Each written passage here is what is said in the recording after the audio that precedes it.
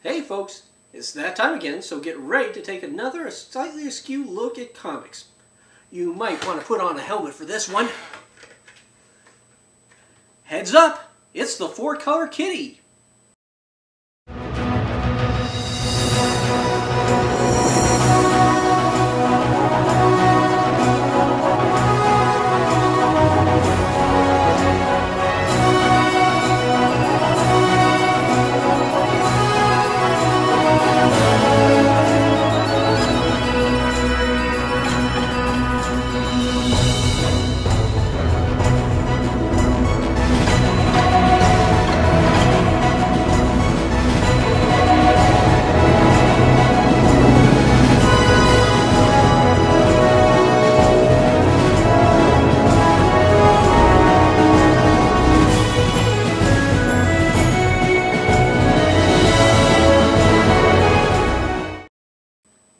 Hello and welcome to another episode of the Four-Kolor Kitty.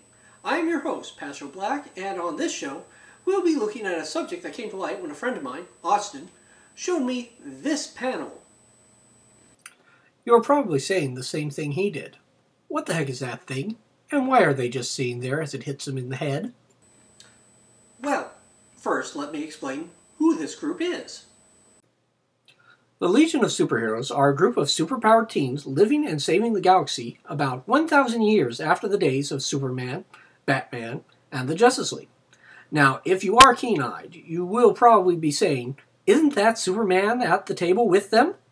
Well, no, actually that is Superboy, as in Superman when he was a teen. You see, the Legion of Superheroes first came about during what was known as the Silver Age of Comics. This was an era noted for its grand adventures, the introduction of the more familiar versions of various superheroes, and, well, a certain lack of basic science knowledge. Some would say that it was an attempt to spin whimsical stories. I say some of these folks were suffering from brain fever-driven delusions. I mean, look at it! What person in their right mind would think that getting bonked in the head with a little model planet is a good way to pick who goes out to save the galaxy? This wasn't the only bit of questionable technology the Legion used.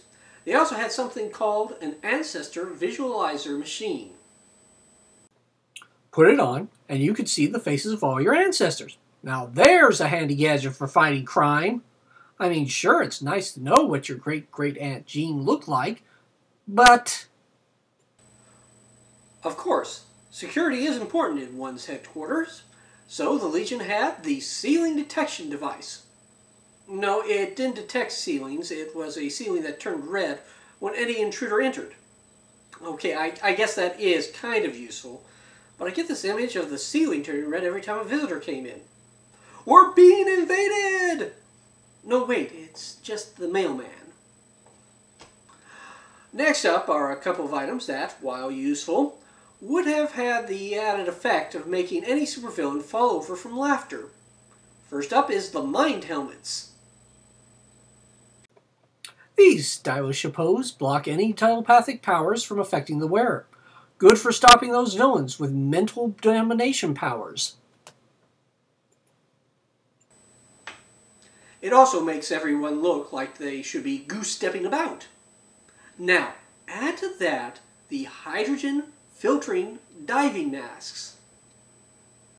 These apparently would remove the hydrogen from water when diving. That would just leave oxygen. I think I may need to point out that breathing pure oxygen might not be the wisest idea. Setting that aside for the moment, after all the writers did, if you match these masks with the aforementioned mind helmets, you get the full Darth Vader wannabe look. Now, I do have an idea why in the world this group of future adventurers would have all these useless gizmos. You see, a lot of their equipment was donated by the grateful planets they would protect. I am guessing a few of the planets were not quite as grateful as others were. Say, Bob, you know that old thingamabob that turns blue when there's a rise in temperature? Let's send that to the Legion and tell them that it is a great honor to have one. I'm sure a lot of planets use the Legion as a jumping ground for high-tech junk that no one else would take. Well, that's it for another edition of Four-Kolor Kitty. Remember, I am always open for questions and suggestions to be used for future episodes.